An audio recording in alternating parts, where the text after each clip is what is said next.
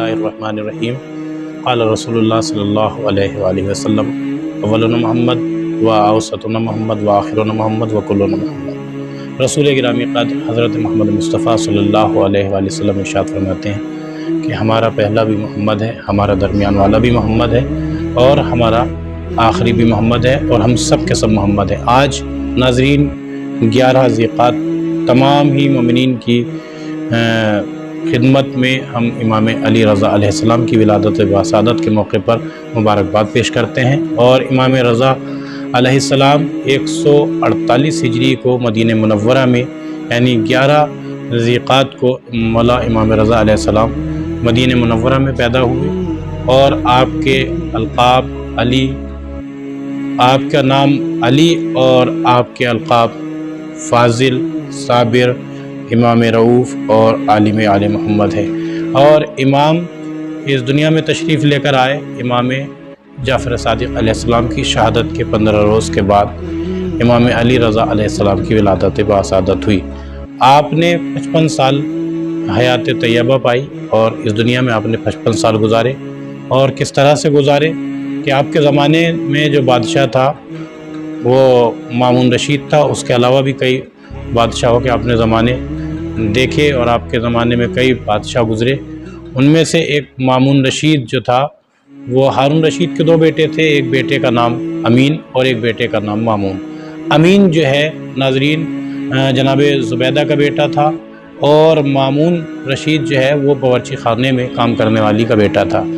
लिहाजा इमाम अली रज़ा अलैहिस्सलाम के ज़माने में जब मामून रशीद ने अमीन को यानी अपने भाई को कत्ल कर दिया कुर्सी के लालच में और अपने भाई के सर को दारुल इमारा की छत पे जो है लटकाया और उसने कहा कि मेरे भाई के सर के ऊपर आके थूकें, तो उस ज़माने में एक चाहने वाला था जिसने उस पर थूका नहीं बल्कि एक जुमला कहा कि तुझ पर भी लानत और तेरे कत्ल करने वाले पे भी लानत।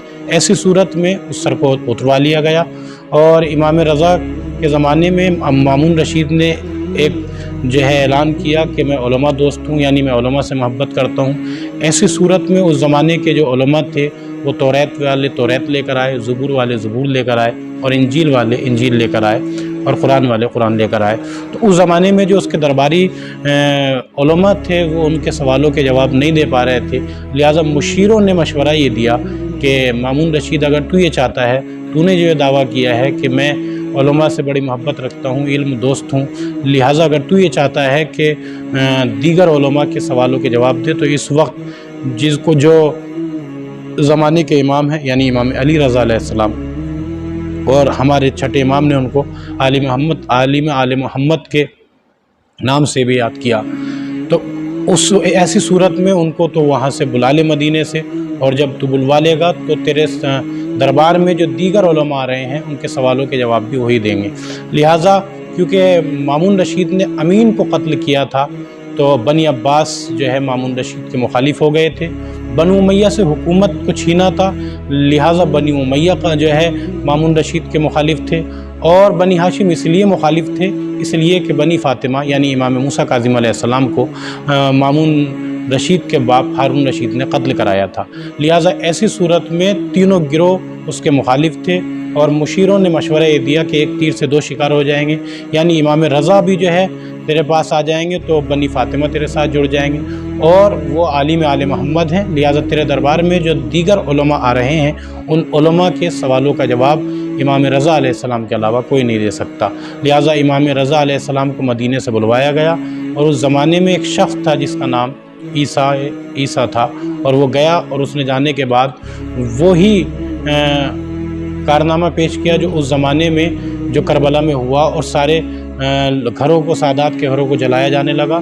तो उसने घर में दाखिल होने की कोशिश की। इमाम रज़ा ने कहा कि ऐसा नहीं हो सकता और हम तुझे सारा सामान अपने आप निकाल के दे देंगे। मौलाना ने अपने घर का सारा सामान दे दिया और उसके बाद इमाम रज़ा को लेकर आया गया और लाने के बाद जो है वली अहद बनाया गया। इमाम अली रज़ा अलैहिस्सलाम को वली अहद बनाया गया और इमाम अली रज़ा अलैहिस्सलाम ने वली अहद बनने के बाद जो है बनने से पहले इमाम अली रज़ा अलैहिस्सलाम ने कुछ शराइत रखे कि हमारे शियों पे जुल्म जोर नहीं होगा और कुतुब खाने को हम संभालेंगे और जो बहुत सारी किताबों جو پائے تکمیل تک نہیں پہنچ پائی تھیں، مولا امام علی رضا علیہ السلام نے ان کو پائے تکمیل تک پہنچایا، اور 120 مناظرے مولا امام علی رضا علیہ السلام نے کیے۔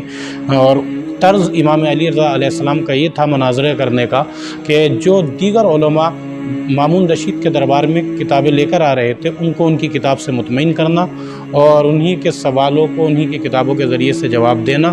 اس کے بعد 120 مناظرے جو کیے ہیں، اور پوری دنیا میں جو آج مناظرے ہوتے ہیں اس میں امام علی رضا علیہ السلام کی طرز پر مناظرے ہوتے ہیں جو امام علی رضا علیہ السلام نے کیے تھے۔ امام علی رضا علیہ السلام کے یہاں پر جو بچے کی ولادت ہوئی یعنی امام محمد تقی علیہ السلام کی، وہ 47 سال کی عمر میں ہوئی۔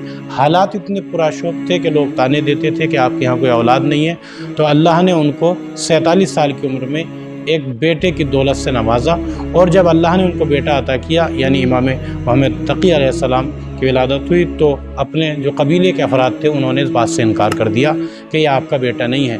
لہٰذا امام علی رضا علیہ السلام نے کہا کہ یہ میرا بیٹا ہے۔